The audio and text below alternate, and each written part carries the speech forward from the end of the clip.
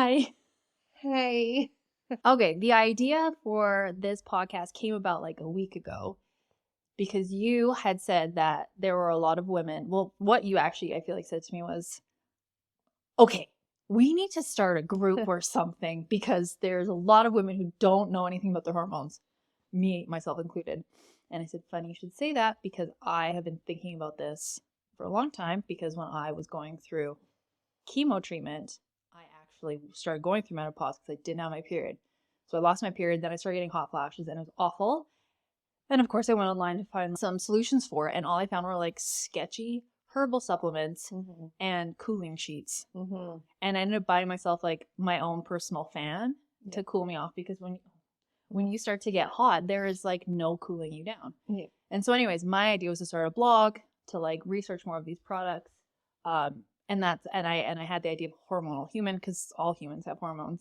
And then the blog just never happened because it was just not even just, it just like, I didn't really understand the formula for it. And I didn't really feel like I was helping anybody with it. Yeah. It just felt like I was shouting into the abyss a little bit. And I was like, I don't get this yet. Like it wasn't making sense. And if something creatively makes sense, like it flows, and this wasn't flowing. And then you had brought up this idea and I was like, well, actually, I already have something half started that. That's like, we should do a podcast. Well, yeah. I mean, I was on the Stairmaster at the gym, and my trainer has been encouraging a lot of the women at the gym to get their hormones tested.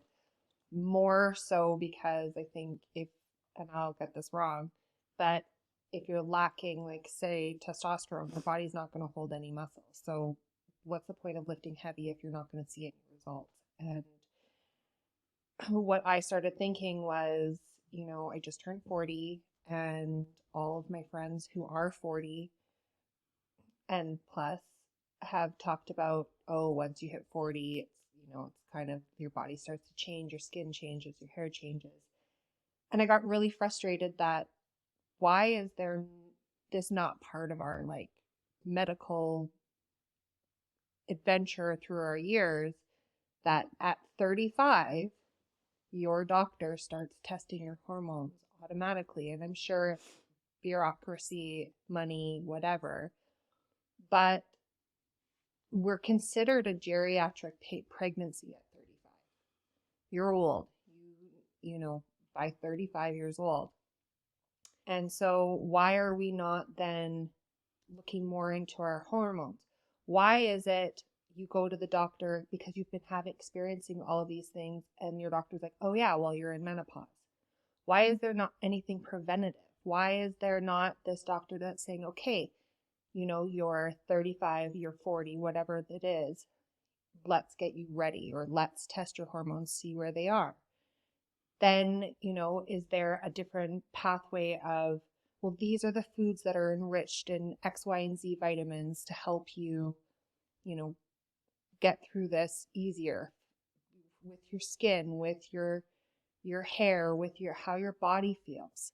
And it's just, for me, it's frustrating that women kind of have to navigate through all of this blind.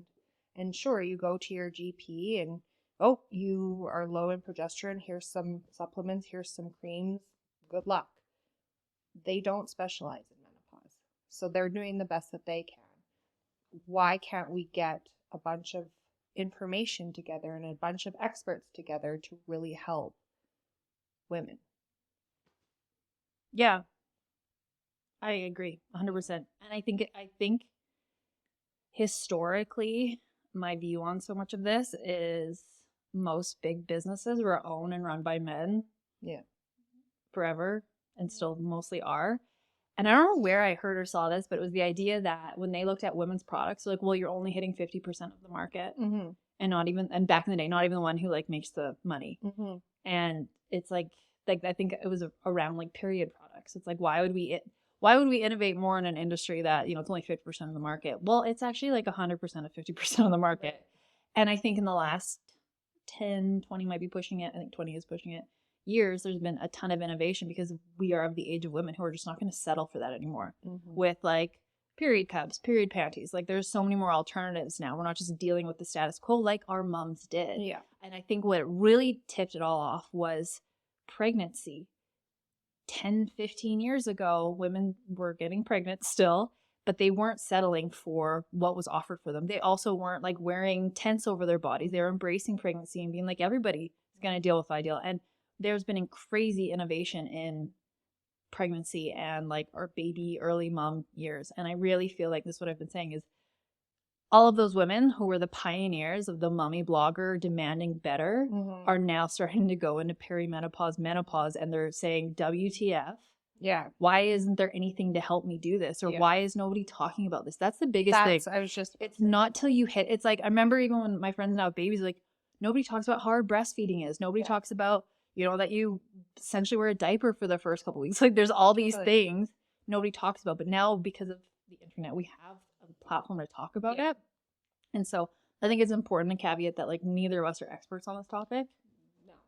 Not even close. Aside from being women, the blind leading the blind.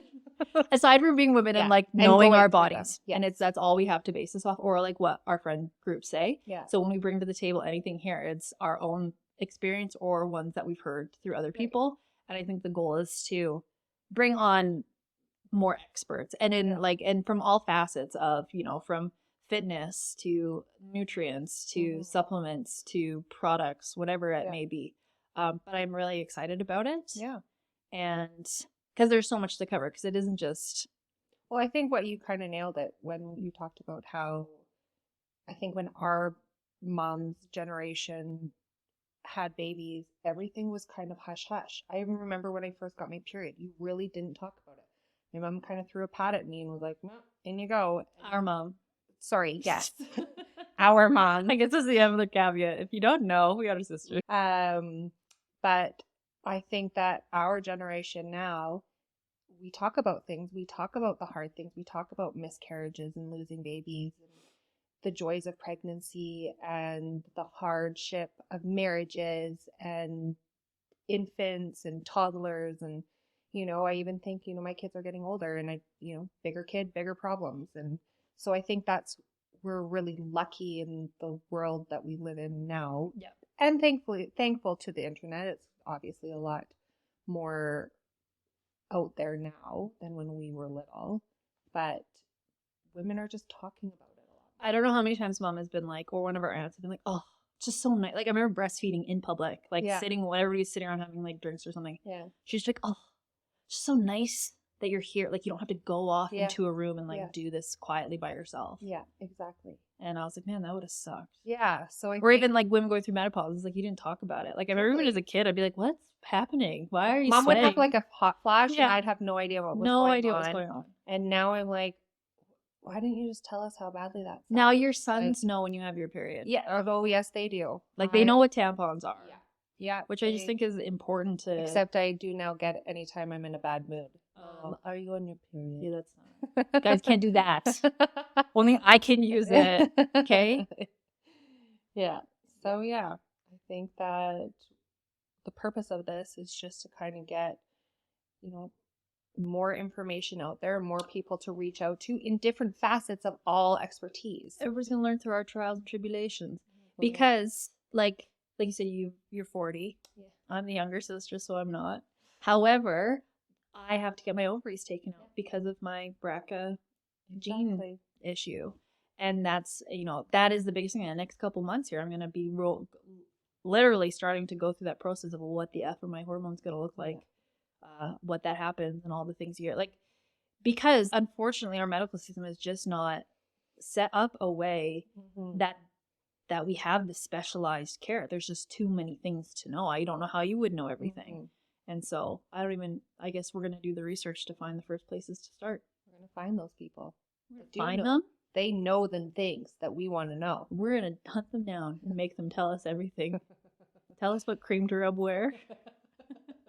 That's another thing Mom did. Sorry, Mom. I remember she had syringes to probably, in my mind, I had no idea. I thought it was like a needle syringe. I didn't know.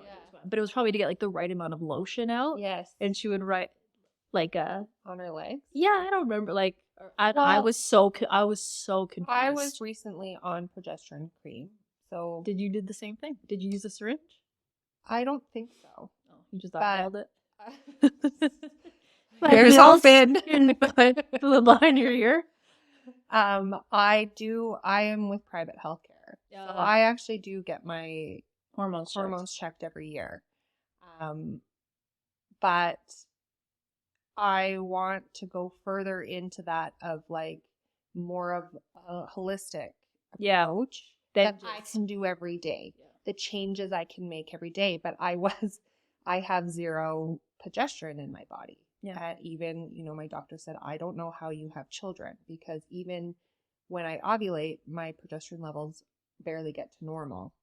And so I was given progesterone cream, and you put it on your forearms and you rub it in like this. But I got spooked because I had heard that if you take progesterone, it can cause breast cancer. And this was just about the time that you had been diagnosed. And my doctor had made it very clear it's very much post menopause that is to be true. You have to be very. And did they tell you this before or after?